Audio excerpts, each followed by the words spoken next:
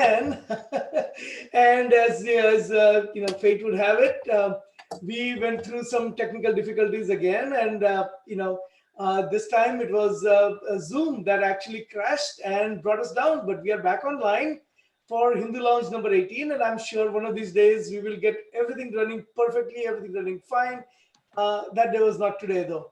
And I really appreciate the patience of all our viewers who are standing by for 24 minutes now that we are delayed. And I want to thank them for joining us. So that this is Hindu Lounge number 18. Hindu Lounge, as everyone knows, is a broadcast that comes live every Sunday morning. It is on behalf of Hindu Pact, which is our World Hindu Council of America's initiative for policy research and advocacy. And we talk about contemporary American Hindu issues. And so when we talk, let me introduce you. So I am Ajay Shah. I am the Executive Vice President for World Hindu Council of America, or WHPA. And with me, as always, every Sunday is Utsav Chakrabarti. And Utsav is our Hindu Pact's Executive Director. And he is also the Director of Advocacy and Awareness for World Hindu Council of America.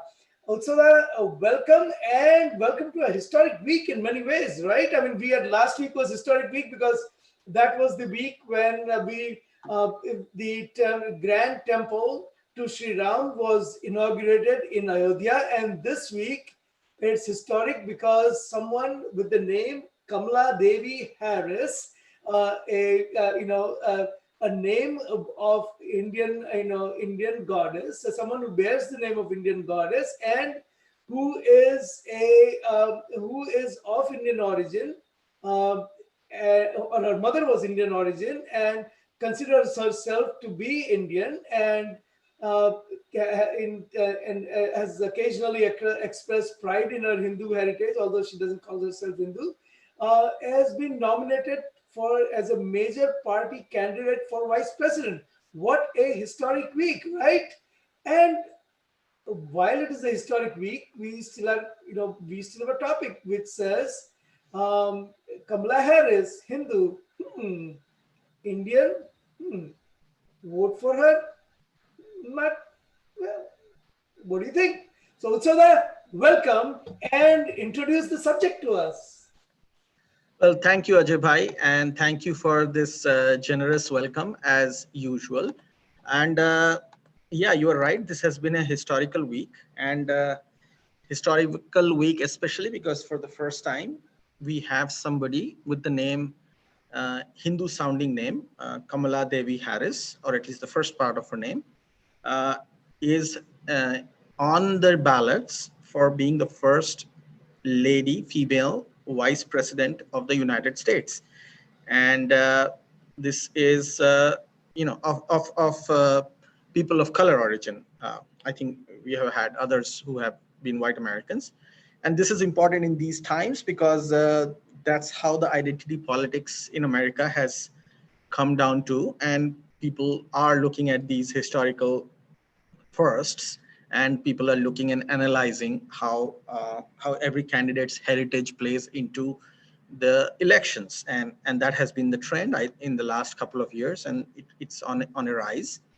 So yeah, we will dive into Kamala Harris's choice as the vice presidential candidate for the Democratic Party, what it means for the American Hindu community, what it means for American politics in general, what it means for global politics, and we will focus on the Indian subcontinent because that's where our issues and agendas and concerns lie a lot of the time, because we are I myself am a first generation immigrant, and also the community in America where our future lies as a Hindu community. So we will go into these and try to deconstruct all of these issues.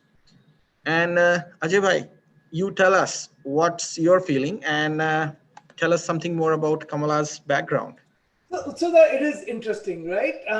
Kamala Harris is born of Indian mother and a Caribbean father, and she has, her mother comes from Chennai. She came here when she was 18 or 19 years old, and she came as a PhD student to attend UC Berkeley, and she actively participated in the civil rights movement in the 60s and 70s. So very rich background, and comes to her her connection to the civil rights movement. And she married someone from Caribbean, and a person who was a PhD student at Berkeley, and then went on to become a professor at Illinois, and then a professor at Stanford in economics, and a very well-known economics professor. So that Utsuda is, that is a brief introduction, and then I think you have some excellent pictures and slides that Utsuda you are going to share with us. So why don't you bring up the nice colorful slides that you have picked that goes into the background of Kamala Harris, and we can talk about it a little bit, and we can see how Kamala Harris, how what made Kamala Harris what she is.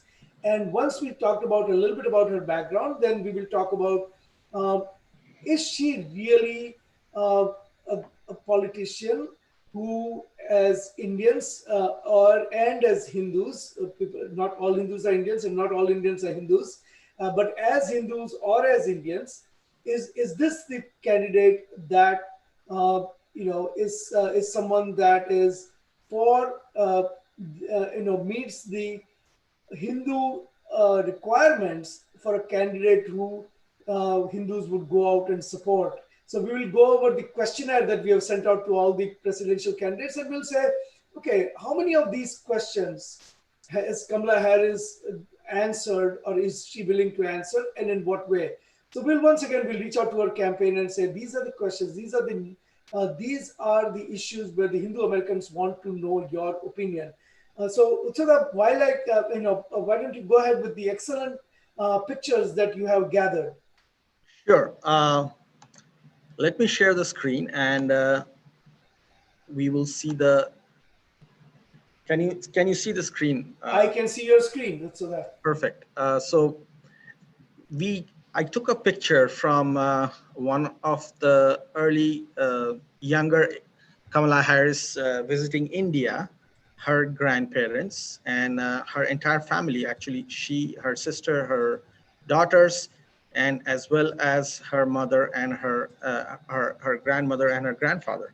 So this is a very fascinating picture because looking at this picture, she comes across as a very traditional Tamil Hindu Iyer background family, which she is, and her full name is Kamala Devi Harris. She spent most of her early years in Canada with her mother, Shamala Devi Harris, Shamala Gopalan, before she was married to her father. So her father abandoned the family at the age of 7. He was of Jamaican mixed African and white heritage. So Kamala basically grew up and lived with her mother from the age of 7. And she regularly visited India, almost sometimes once every 2 years, to visit her grandfather, Mr. P.V. Gopalan, and Rajam, who was her grandmother. So, and by the way, Kamala's grandfather worked as a diplomat for the Indian government. And so she used to frequently visit Basant Nagar in Chennai, which is where her mother's family came from. So that's actually her background. And as you can see, until her mother's death, she was very close to her mother and really had very effulgent praises for her mother's family and her mother's background, and the way her mother struggled to bring her up as a professional, who was doing research in cancer in America, and how she influenced Kamala's thought process. And she also stayed in very close communication with her aunts, Sarala and Mahalakshmi Gopalan. So as you can see, there are some pictures of Kamala Harris. The right side one with her grandfather as a kid, who was a diplomat, and on the left side we have Kamala with her aunts, Mahalakshmi and Sarala. So those are some of the historical, you know, looking back at Kamala's background, the Indian side of it, as we are calling it. I mean, she has been not very sure of it more often than not in the recent past. In the before 2010, she has been quite open about her Indian heritage, but nowadays she knows where the votes are, and she calls herself an African American, uh, even though her father was Jamaican and half white. uh, let's keep going with so that this is a this is a what do we know about her as a Hindu? When I read Wikipedia and I read some of the other places, she calls herself a Baptist, but Hindu Dharma does not really put a litmus test, right? We don't really say that, hey, you have to go to a mandir to be a Hindu. We don't say, we don't say that you have to pray to a particular deity. We don't say you have to follow a particular book. We don't say you have to, uh, you have to go on a pilgrimage every year or once in your lifetime. We don't say any of that. So we really, so that don't have a litmus test for anyone to be considered a Hindu. And we really don't even say that, well, just because you're reading a Bible, you cannot be a Hindu, any of that, right? We are very open-minded. We are very embracing of all the people from all walks of life who follow, who follow in some way or the other the Hindu practices. And we say, yeah, if you call yourself a Hindu, you're a Hindu. So, but Kamala Harris has come out and said, at least from what I read on Wikipedia and other places where her biography is printed, she says that I'm a Baptist.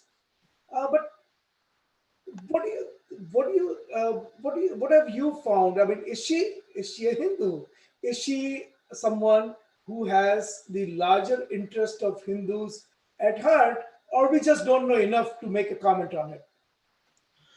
Well, in my opinion, one cannot ever know exactly what the other person is thinking, especially in politics, because that's the Or in nature. matter of faith, right?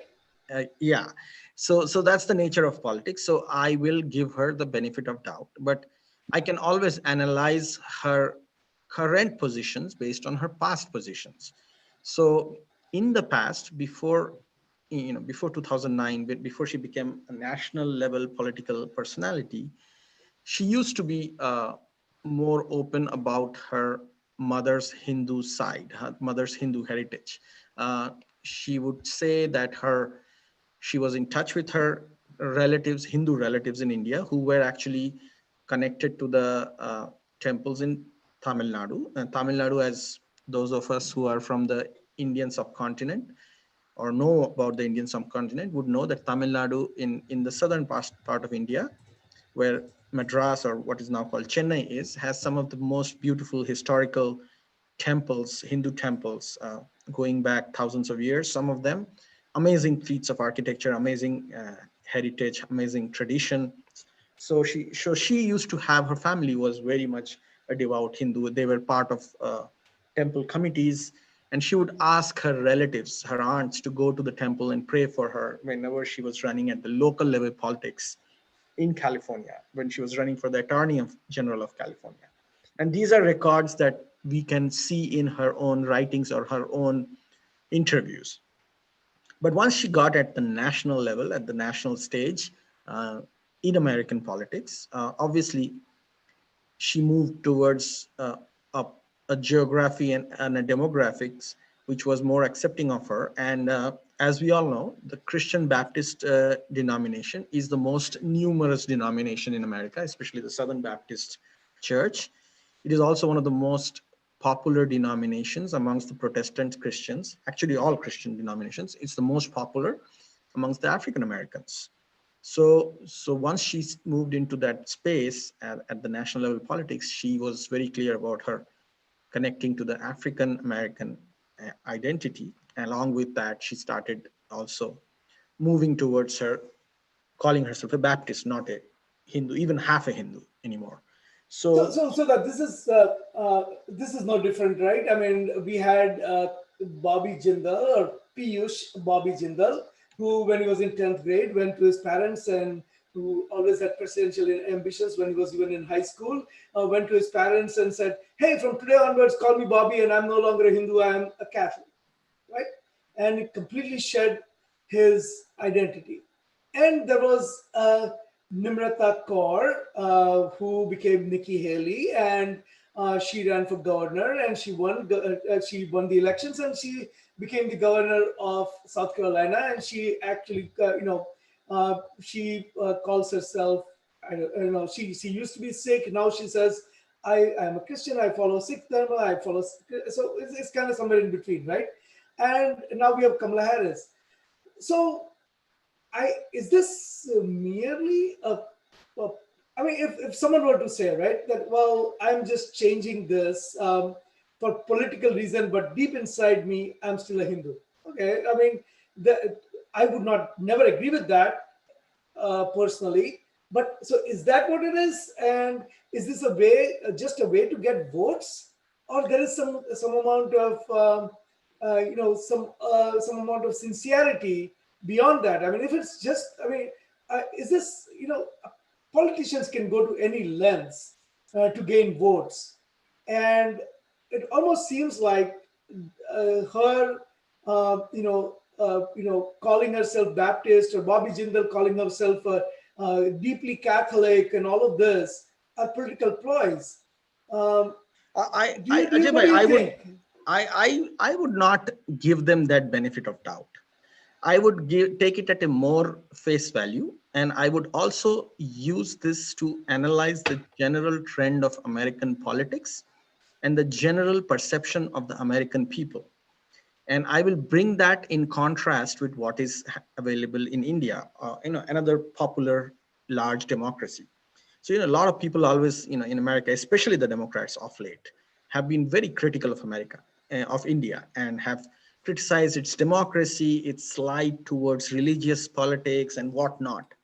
But despite all of that, whichever political party ruled India, India has had chief ministers, presidents, Supreme Court justices who were proud of their Christian, Sikh, or Muslim identity. In fact, India had a prime minister, a Sikh prime minister, when the community is less than 2% of the population nationally. And yet, India gets targeted for being so called religiously intolerant. And there are many Indians who feel apologetic about it, who come from India. Contrast that to America, which is the beacon of democracy, beacon of openness. And so, this is a general statement about American polity where you cannot be a Hindu and still win elections successfully in many parts of the country, even now. So Bobby Jindal became a Catholic because he was pretty open about the fact that as a Hindu, he had no chance to go beyond a city mayor or even less than that. And it's a trend. So whether it is Nikki Haley and Bobby Jindal on the Republican side, or whether it is the so-called liberal, open-minded Democrats, leftists who really don't care about religion on the Democratic side, it is about these identities, and that's the hypocrisy of the whole issue. So yeah, I would have to say it reflects as much on the hypocrisy and the political shrewdness of the candidates like Kamala Harris, who switch their identity honestly, even assuming that they're doing it honestly. But it also reflects on the people of America and what these politicians see to be acceptable to the people of America. Now, I have to qualify that with another example, which is somebody who is not of Indian origin, but is a Hindu. And that I think Tulsi Gabbard is an example. Well, Tulsi Gabbard wears her Hindu identity on her sleeves, has been discriminated against multiple times. It was, during the Democratic Party's presidential nomination process, she was brutally targeted for being a Hindu, but she never compromised on that. So, And she's not so even that Indian. So Indians have to learn a lesson here, whether it is Kamala Harris or Nikki Haley or Bobby Jindal is passe, but Yeah, no, Utsaka, you're absolutely right. Really what bothers me in this, and we have Ajay ji who has called and waiting. Ajay ji, I'll get you in just a minute. What bothers me, Utsaka, is this.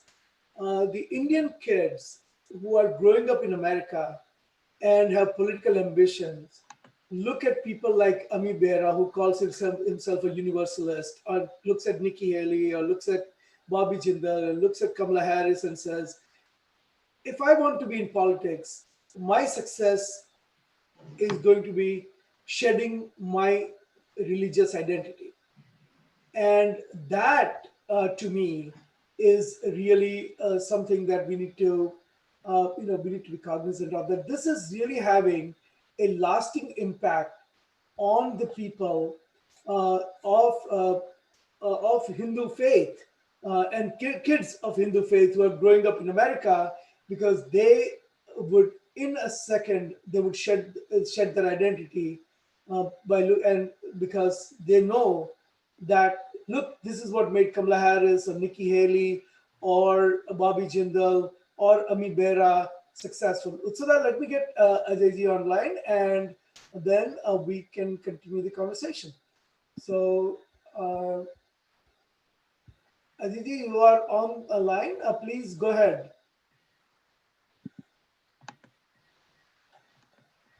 Hello, you're on you're online. You're on Hindu Lounge with Utsav Chakrabarti and Ajay Shah. Please go ahead. Hello. You are on mute. Let me unmute you for some reason. Yeah, please go ahead. You're on. Yeah, good morning, Utsav and Ajay. Good morning. Good Yeah, morning.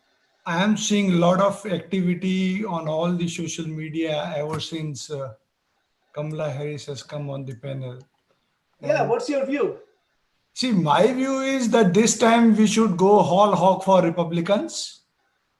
There are, American angle. If I see myself as an American citizen and if I look at it from that angle, we have to be nationalist. Any forces which is trying to undermine America, irrespective of its religious affiliation, we need to stand by the nation, the US. And in that sense, I feel the socialist, communist, the Islamic forces, they have joined under the banner of Democrats, and they are abusing the freedom which is offered by the democratic system of the US, and they are trying to undermine it like they did, all over the globe, including in India. So from US perspective, I think this time we should go for the Republicans. And if I look from the prism of as an Indian American, you see what the Kamala Harris stated position is. She has candidly said that in case of Kashmir, US need to have a voice, and that voice can come from Pakistan, which is shocking. Another, I got a tweet where they are saying the Rohini Lakshmi, who is the chief of staff for the Kamala Harris, is an LTT separatist, a well-known asset for the Dravidian propagandist who want to secede the southern India from Indian Republic. So, in nutshell, I am summarizing what I said. Even if I look from an Indian American perspective, we should go for Republicans. If I look as an American, we should go for the Republican in this election. Ajay, thank you for calling, and thank you for your for expressing your views. I just want to say one thing, and that is that we are we are part of World Hindu Council of America, which is a 501c non-profit organization. So we don't advocate for any particular candidate. Of course, our callers are welcome to join and express their opinion as they see fit. But as an organization, we don't endorse the candidates. What we can say, and what I would like to say, is that we are certainly advocates for Hindu issues, and we are going to express the Hindu issues on this show, and then let the people who are listening to this show make up their own mind. But I really welcome and appreciate the opinions that you have expressed. Thank you very much for that. And let me go back to some of the other points that we were making. So now we know that we don't really have a good handle on her, on her opinions as it relates to Hindu Dharma. But the only thing but we do know so that we do know one thing, and that is that she can make really good masala dosa, and that has to count for something, right? At least she is an Indian who can make masala dosa. What do you think? So that is another point, Ajay bhai, I need to bring up, and that Utsala, is you got to lighten up here. Come on. Don't you like masala dosa? I mean, why are you always serious here? okay. Give Well, her some credit. Come on. okay. Put a smile on your face here. Where Okay. is your smile? Come on. On I know. every Sunday morning, you wake up and don't you like dream on Saturday night of masala dosa? And here is a presidential or vice presidential candidate who goes to Mindy Kaling and they make masala dosa together, who goes to all the places and she said she loves idli. What else do you want from a vice presidential candidate of a major political party? And then in the Biden event, people say Biden loves samosas. So that if you cannot support a candidate who likes samosa, who likes masala dosa, and you still put on your serious face, I don't know. I mean, come on, what is politics coming to here?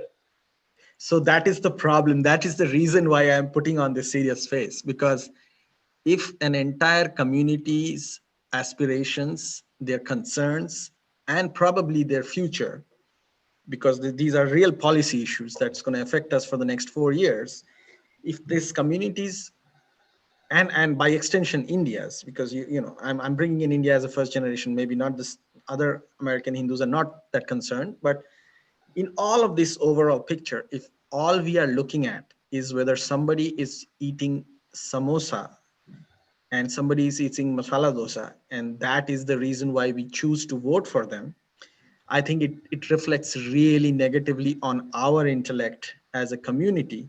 And even worse, for a community that takes pride in its education in America, it really looks bad on us. It makes us so superficial, and it actually is very insulting to the candidates as well. I mean, if Biden has to sell himself to us, which is what he did yesterday in the address to the Indian American community on August 15th, which I was part of, the Zoom call. If he has to sell himself to us by telling us that, hey, vote for me because I like samosas, that is not something I like to hear for someone. I don't know about you, so That actually goes on the minus points, in my opinion. I don't know about you, so And same applies to Kamala Harris. No, I am looking at Kamala Harris's 10, 15 years of policy positions, decision making as a public servant, and then as a politician. And I'm going to evaluate her she does for us. And by us, I mean the 4 million American Hindus. And I would urge these 4 million American Hindus who are going to be voting in November to look into that and then figure out where the Democratic Party and Kamala Harris Biden ticket needs to be. I'm not saying vote for this or that, but you evaluate what's best for the community. And I think masala dosa is the bottom of the list, and I haven't even tasted. I'm looking, if she can send me a masala dosa that she made and I like it, I might actually change my position, Ajay bhai. But as of now, I haven't even tasted Kamala Harris's masala. So I don't know about I'll you, have so to defer to Mindy Kaling. the fact that she likes masala dosa and Biden likes samosas, I think that weighs heavily for me, because I know you are being sarcastic, but I'm no, pretty no, sure I'm not that being how do you know I'm being sarcastic? Come on. There are a few things that are important in life, food being one of them, good food even better. And what better than Indian food with masala dosa and samosa? As long as it's vegetarian, I'm good with that. And I'm telling you, so that a significant part of my decision-making process will depend on what kind of food the candidate prefers. Let me get someone who is calling from area code 248 in, and I don't know. So Namaste, you are on Hindu Lounge. I can't see your name because the way this thing is set up. But you are on Hindu Lounge. Please introduce yourself and join the conversation. Sure. Yeah, my name is Shiva. I recently following you all the live sessions. So Not Shivaji, all of it, but before whenever. you start, Shivaji, one quick question. You Yeah. like masala dosa and samosa? Sorry, I can't hear you, please. Do you like masala dosas and samosas? Yeah. Well, Kamala Harris likes masala dosa and she makes it, and Joe Biden likes samosa, right? So, all right, tell us your opinion now. Yeah, I don't know about that. Yeah, it's like the US pop culture, I think. But actually, the reason I thought was I called was it was very interesting when you said earlier in the call that in your meeting that how the kids would feel when they look at the people who have to shed their Hindu identity to uh, stand a chance in U.S. political scene, given that historically that's how it has been, right? And I was thinking the thought that I wanted to share, not really question, but a thought that people come back and say you should not be complaining as a Hindu in America about discrimination. You're a successful community. But you can draw parallels with the Jewish people. I don't know if how many Jewish have been president or politically successful. No presidents yet, no presidents or vice presidents, but several senators and congressmen. I mean, can we learn lessons from the Jewish community on as Hindus how we can establish ourselves in the political scene? Is what I thought, That is an and engage with excellent, them. excellent point. That is a very, very good point. I thank you for expressing that. I think you have pointed to the fact that look, I mean, there are other examples in America where people do not have to compromise on their faith. They do not have to give up their identity, and in order to run successfully for a political office. And I don't know why that lesson is lost on Hindu candidates, and only I think on Hindu candidates, because I see people of various faiths. At one time, people thought that no Catholic can become the president of America, and John F. Kennedy proved that wrong. He ran as a Catholic, and he ran as a Catholic president, and he won, and he was the first Catholic to actually win presidency of America, and he did not have to compromise on his identity, on his faith. And we have several examples and of people. Look, Barack Obama actually attended madrasas in Indonesia, and he was successful in running for presidency, and he did not disown the fact that he attended madrasa. No, he called himself a Christian, and that's fine. I think people, when time comes to a vote, people look at a person holistically and say, here is a person that is true to his or her identity, and I'll vote for the person because they're true to themselves, and they're not making compromises just to get votes. And I think that Hindu and Sikh candidates will have to learn the same lesson that other people have successfully paved the road for them. They have to learn from them and say, look, it doesn't Actually, really matter if I am, if I profess my Hindu faith, I can still be successful. It may be a little bit of steeper curve for me, but Tulsi Gabbard has proved that you can be successful in politics, even if you're staying true to your identity and your faith. Thank you very much for calling. I really appreciate it. so I want to add Thank something you. to Shiva's call, Ajay bhai, Yeah, and please go ahead. so I think it's not just the Jewish community that there is a lesson for us. As you noted, I mean, within our own community, Tulsi Gabbard is a perfect example. She made sure that she doesn't compromise. It's the problem. I think we have to reflect inwards as much as we need to look outwards here. And within our community, we have to evaluate ourselves.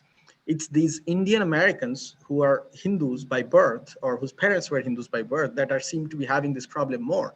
The non-Indian origin Hindus don't seem to have this problem.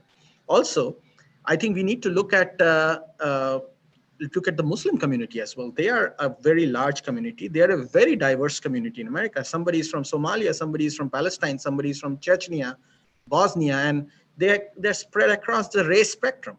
but they're very proud about their Islamic identity. And if you look at Ilhan Omar, or if you look at Rashida Talib, I don't agree with them. In fact, I'm extremely opposed to their politics.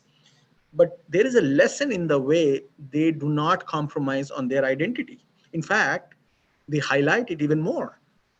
So there is the reason why we need to look at Ilhan Omar or Rashida Talib on one hand, and we have to look at, Kamala Harris and Pramila Jayapal and Ami Bera on the other hand. And there is a deconstruction we have to do internally. And this applies to all the people who have younger kids, who are kids in high school.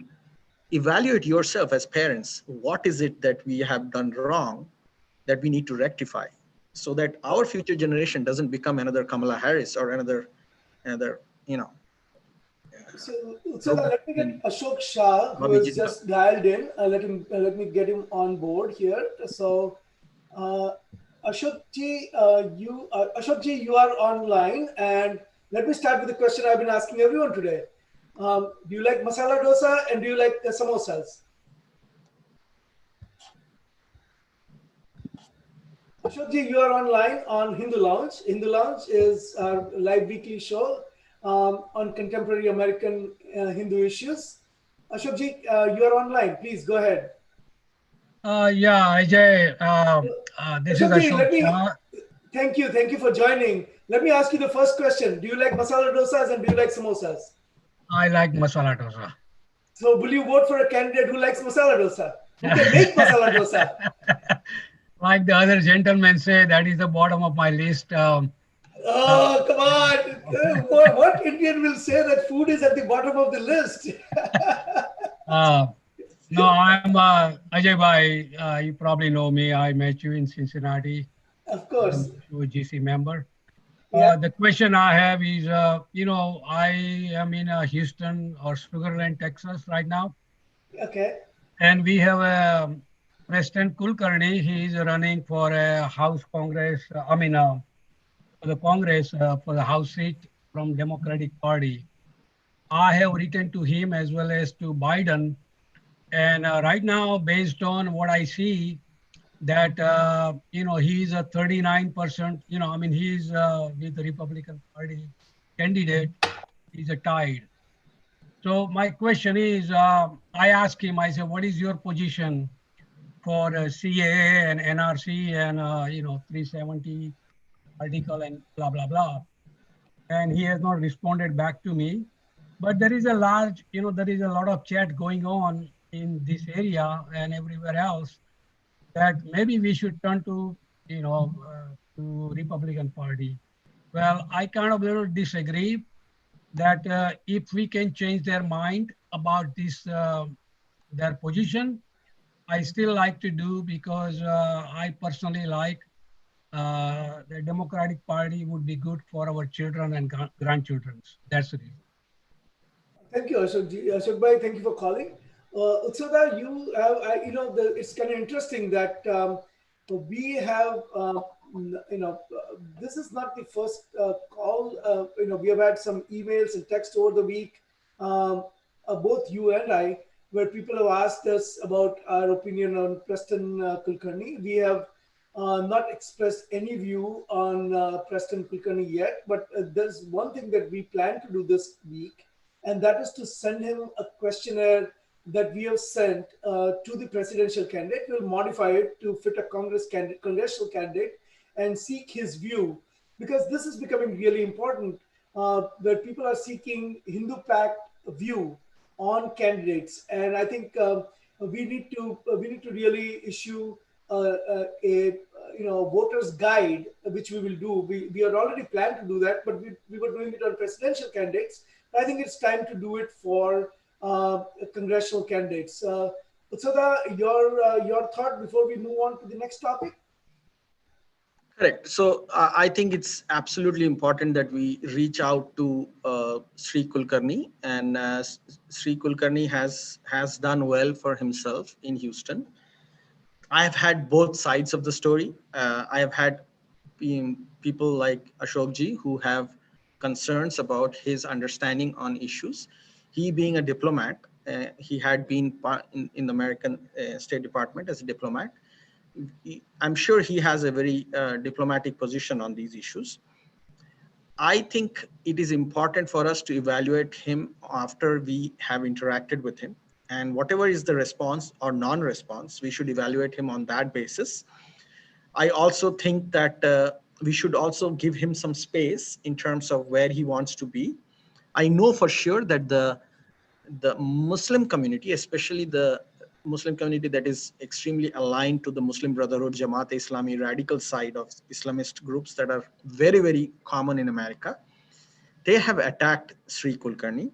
Does not mean that Sri Kulkarni has the best interest of our community in mind, but I know for sure that he has been attacked by the other side. It could be a tactics by them to push him more towards accepting their narrative.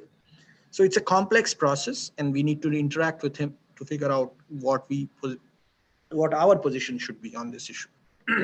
So how am I going to find out their response to your questionnaire? Are you going to publish? So we will be posting that, Ashok bhai, we'll be posting that on our website, which I was going to announce. So let me announce, our website is now live. So our website, the two websites that you can look at, one is HinduPact.org, that is HinduPact.org. That is the website for Hindu Pact. And specifically for this show, it is HinduLounge.com.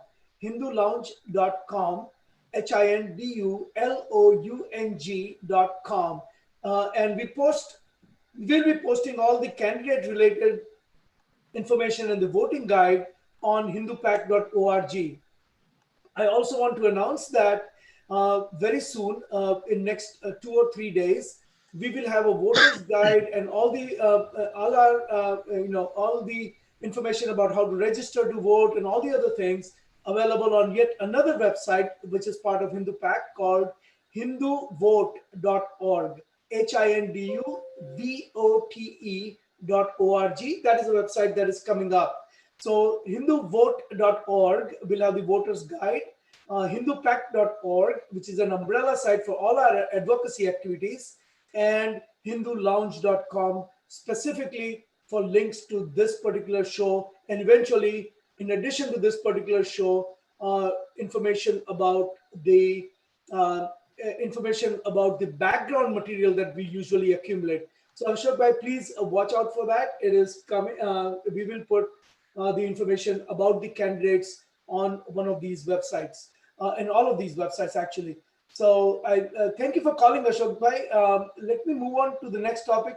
So there are a couple of people on the chat, a couple of people who called. They all brought up Kamala Harris's position on Kashmir.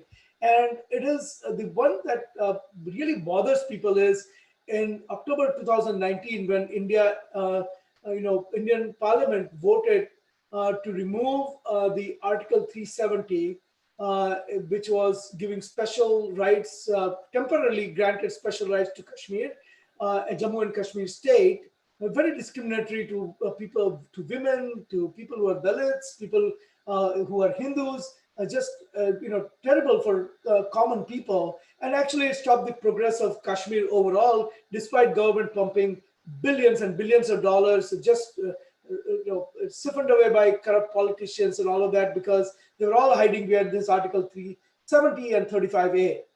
When this article was taken away, and Kashmir, as it should have been 50 years ago, it happened 50 years too late, but regardless, it was taken away. And in the heat of the movement against the protection of refugees coming from other countries, the CAA, anti-CAA movement that was going on in India, and the Kashmir Article 370 revocation, at that time, Kamala Harris was asked about Kashmir. Now remember, that is the time when all the external forces were piling on to India. All the internal forces were funded by external forces were piling on to India, and we don't need to go over who they are and why they are doing it and all that. That's for some other time. Kamala Harris was asked during a campaign event by a Kashmiri separatist, or actually a Pakistani Kashmiri, and they said, and Kamala Harris's answer about her thoughts on Kashmir. And Kamala Harris, instead of standing up for Kashmir as integral part of India, and instead of standing up for the Kashmiri pundits who have been and Hindus who have been driven out of Kashmir, made refugees in their own motherland, India, Kamala Harris had this to say. She said, "We have to remind the Kashmiris that they are not alone in the world. We are keeping a track on this situation. There is a need to intervene if the situation demands." Intervene in someone else's internal affairs? Isn't this the same Kamala Harris who came out and said that Russian interference in American politics is not good? Or how would she feel if India or some other country were to intervene, the word she used, intervene in Indian internal matters?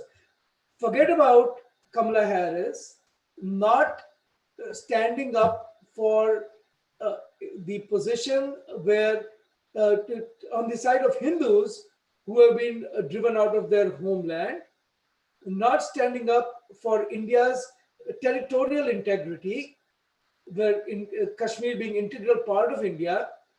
She wants to impose the will of America, if she had the power, on India by intervening. If doesn't this raise red flags? And add to that, she allies with the known anti-India baiter Pramila Jayapal, who wanted to grandstand in front of other Congress people and her allies when India's Foreign Minister Jaishankar was visiting Washington D.C. and so Jaishankar did not invite her, and Kamala Harris said it is wrong for any foreign government to tell Congress what members are allowed in a meeting on Capitol Hill. I stand with Pramila Jayapal, and I'm glad her colleagues in the House did too. This is pandering to the extreme left, who is extreme anti-India, and instead of saying that, yes, I will stand for the territorial integrity of India, and I'll not support a politician who stands up for the left against India or anti-India forces against India. We really, look, I mean, we are Americans. We understand and respect the fact that she's American and she has American interests come first.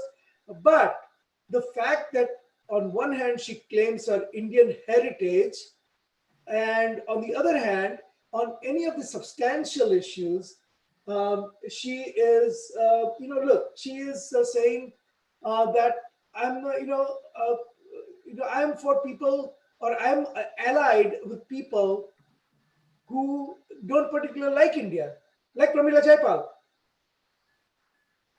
So this is my point on this, Ajay bhai. Kamala Harris has not taken a position ever in the last 4 years that supports India's decisions on Jammu and Kashmir, on CAA, and or in general on the foreign policy that India has been professing.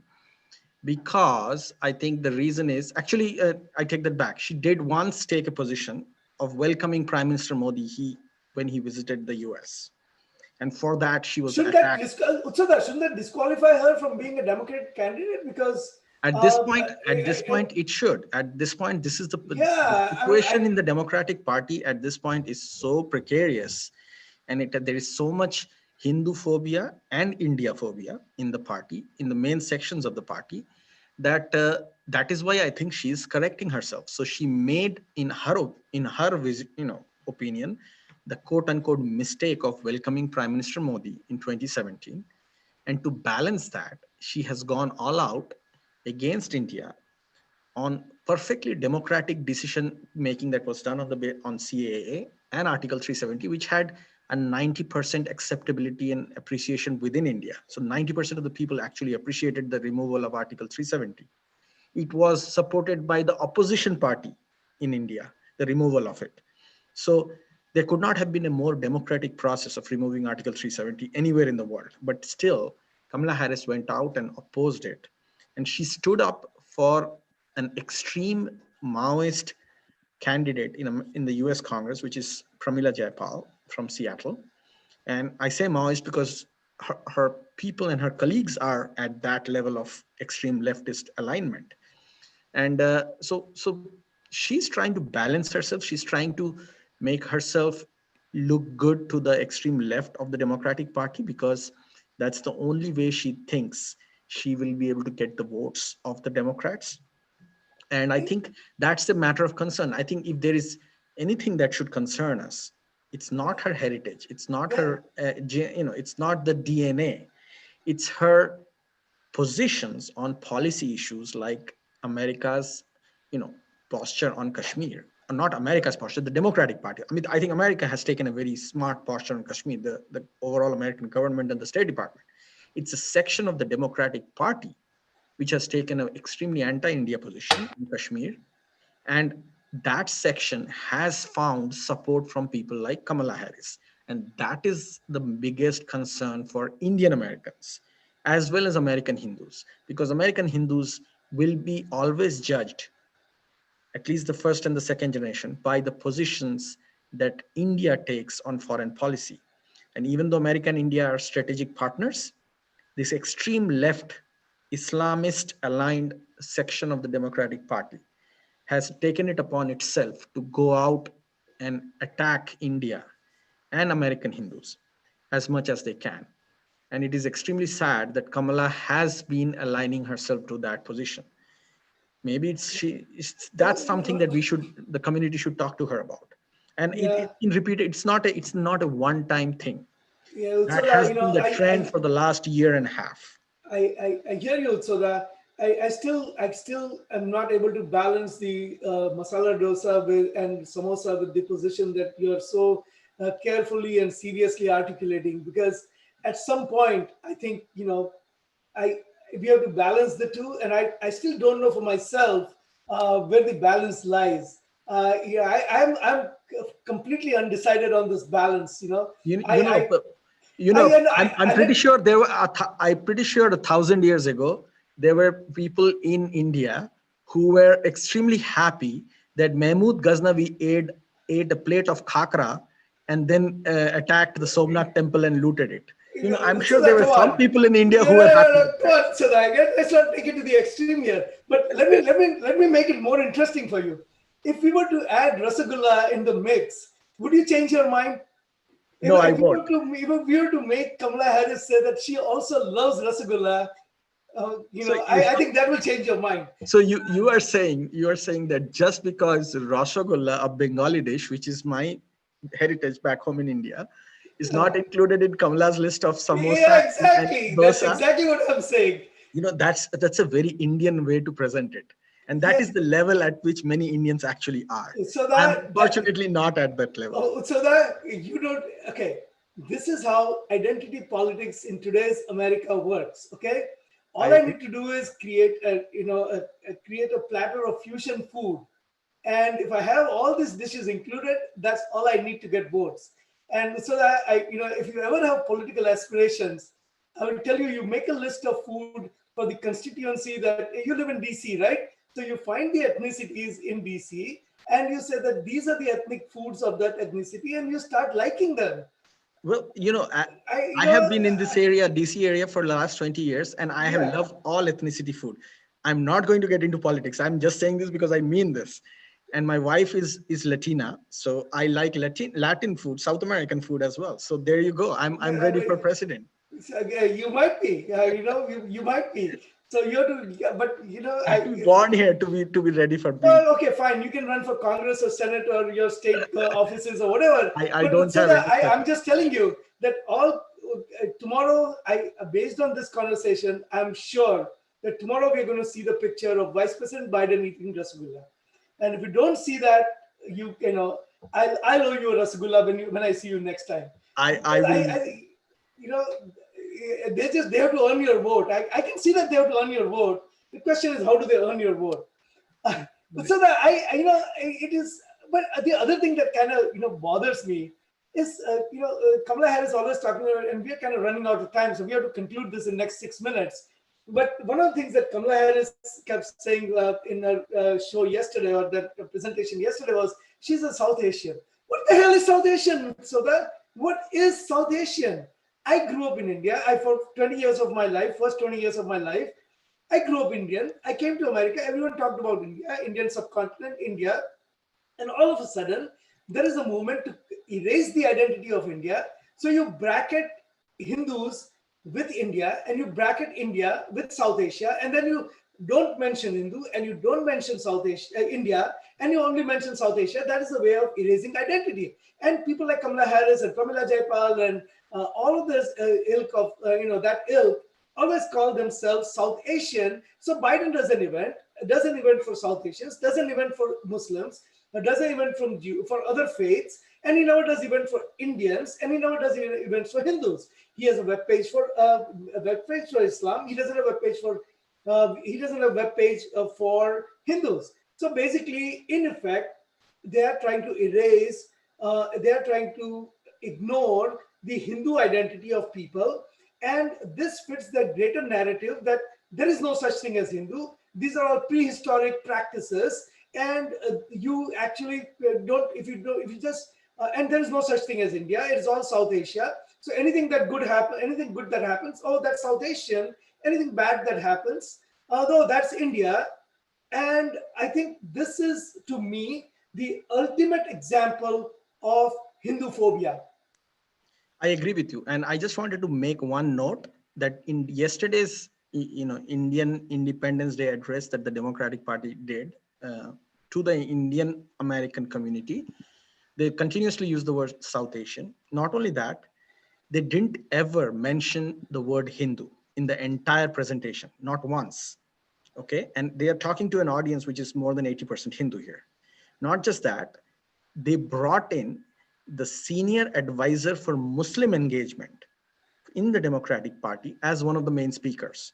So here you have Biden has done one event for Pakistani American community, one event for Muslim American community, and one event for Indian American community in which the main speaker is a senior advisor for Muslim engagement. So if you can't add this up in your mind and you are still waiting to vote for candidates on the basis of a small video where they're eating samosa or masala dosa, I think we need to look at it internally. I don't think it's the problem of Pramila Jayapal or Kamala Harris or Joe Biden or you name it. I think we have a problem of our community where our show or whatever we are doing here needs to be discussed more prominently, and we need to do a better job in reaching out to our community and its intellect. So that you had me convinced, almost convinced, and I was trying to see things your way till you brought up masala dosa and samosa. So now I'm confused, right? So I don't know why you had to bring that up. You almost had me agreeing with you on everything, and then you had to bring that up. So once again, I'm as confused as I started now. So I have to figure out where to put my vote now. So thanks for that, Utsoda. You successfully convinced me that I'm still undecided just while I was getting convinced by what you were saying. So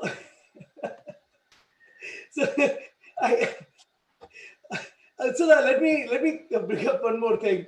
So now there is a picture that is emerging, right? A picture that is emerging is that we don't know if Kamala, what Kamala Harris considers herself to be, now. Is she of, Indian heritage, South Asian heritage, what heritage? We don't know if she's Hindu, even though she claims to be Baptist, but she says my mother was Hindu and she is, she respects the faith and she has upbringing, and you have to understand my mother to understand me, and her mother is all about her Hindu faith and all that.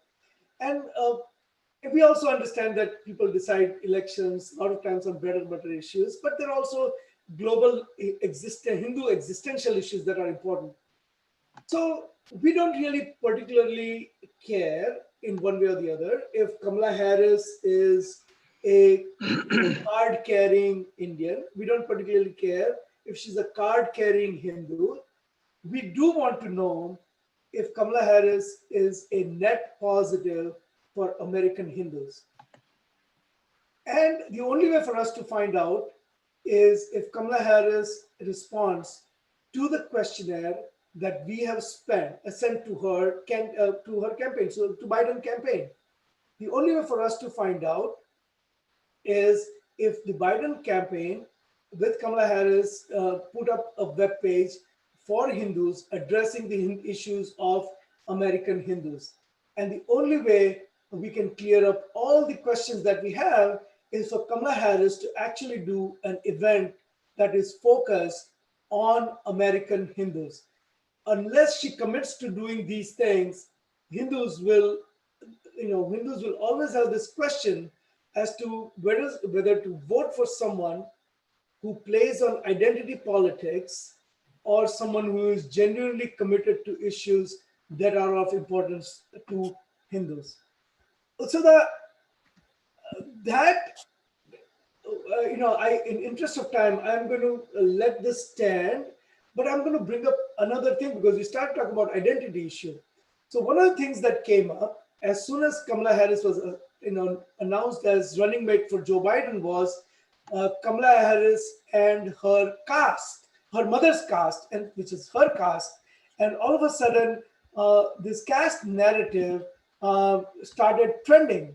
So tell us about the caste narrative that started trending, and then her mother and her caste, statements and all of that, and then dive right into the most anticipated segment of the week, the Hindu phobe of the week. So take us through this. So this will be an interesting analysis in human psychology and how people can be manipulated through fear.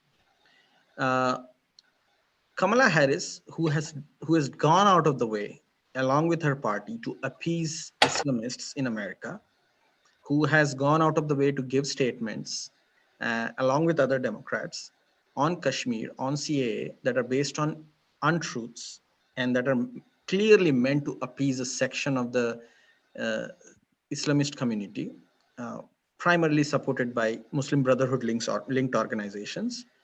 Despite all of these steps that she has taken to visibly appease a community for votes, the first attack on her didn't come from Indian Americans who are not happy with her, didn't come from any American Republican group. It came from Muslim Americans, primarily two organizations. One is the Kashmiri diaspora, Kashmiri Islamist diaspora, that has been working very hard and lobbying against India on Kashmir issue. All of them are linked to Muslim Brotherhood. So an individual named Huma Dar, who's a professor at UC Berkeley, who's a faculty at UC Berkeley, immediately targeted her the moment she was announced as a vice presidential candidate, immediately targeted her mother's Hindu Iyer heritage, which people who are listening to us who don't know, Iyer is a high caste, quote unquote caste. I personally do not believe in it's a narrative to follow, and obviously her mother probably didn't believe it. That's why she married an African mixed race, African Caribbean person. So, but this was immediately brought up by the Muslim groups, and not just Huma Dar, who is a radical Islamist, and he's a faculty at UC Berkeley, but also by another organization named Equality Lab that claims to be talking for the rights of the so-called Dalits in America. And believe it or not, that organization is also led by a Muslim named Sharmin Hussain. And here is a tweet from Sharmin Hussain where she immediately attacks Kamala for her mother's so-called Brahmin origin. So this is the kind of Hindu phobia, and that's why we have Sharmin Hussain as the Hindu phobe of the week. This is the kind of Hindu phobia we have in Democratic Party supporters, for whom Kamala Harris and her party has gone out of the way to appease them, and still they get attacked. So you can see how the psychology of creating fear is resulting in almost a Stockholm syndrome-like behavior from the larger Democratic Party, where the more they get attacked for the little things that can be attacked on. I mean, I don't think Kamala's mother's Brahmin I don't think origin. Kamala's mother was a casteist in any way. Yeah, She married someone who is not from her own not even a caste. Hindu. Any of that. Yeah. I don't know. And something that But is still she gets attacked. So this is what, some quote that is taken out of context yeah. and presented as if that is her mother's view, and she has now been people are trying to brand her And by Kamala some doesn't out have of the context course for a person who probably her own actions indicate that she was not a casteist, because otherwise she would not be marrying someone outside her caste, the ultimate testament to someone not being casteist. So not only and that, but regardless of what we think about Kamala Harris as a politician, as a Hindu, as an Indian, to take Kamala Harris and to take anyone with any kind of Hindu sounding name or any kind of Hindu heritage of any kind, and to chastise them for their ethnicity, for their faith, for their belief of any kind, this is ultimate Hindu phobe, right? And the point I was trying to make is that is after the fact, after all the efforts that Kamala Harris and people like her in the Democratic Party have made to appease these Islamists. So they have gone so far to the left of center and towards the radical Islamist side to target India, and still they get this in return, and still they don't have the guts to speak up against it. So this is an example of how fear creates almost a Stockholm syndrome like response from a social group, which is the Democratic, socio-political group, which is the Democratic Party in this case. And that is something that people who are Democrats who are listening to this show need to look at and need to evaluate. That's my ask of them. So we can go to the next slide. And so Sharmin can add this to her resume, right? Well, I'm sure Utsav Chakrabarti has picked her as the Hindu phobe of the week. Well, I think our show is not that popular, but if it were, I think I will be attacked tomorrow. I will be attacked tomorrow. Our show is more popular than you think. Okay, this is now going to live forever on all electronic media, and I'm sure you'll meet her at some point, and you can congratulate her in person. The Hindu Seva Charity of the Week. Usada is something that would make every Hindu proud. So please tell us, who is the Hindu Seva Charity or Seva Act? We call it Hindu Seva Act. A charity is the same as Seva. Hindu Seva Act of the week. So I think this week we picked International Association for Human Values, IAHV, which is a project of Art of Living Foundation, which is, as most people would know, is Sri Ravi Shankar's.